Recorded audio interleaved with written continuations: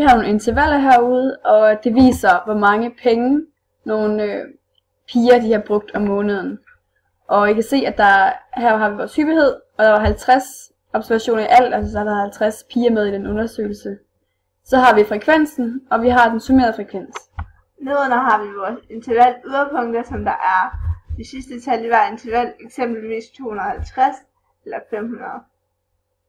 Og så ved siden af vores interval yderpunkter, der har vi vores summerede frekvens.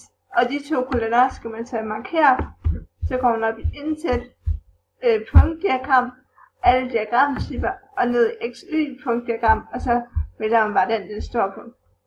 Og så kan man aflæse nogle forskellige ting, eksempelvis at fra 0 til 500 kroner, det er cirka sådan 60 piger har brugt, og fra 0 til 1000 kroner, det er der 80 piger, der har brugt cirka.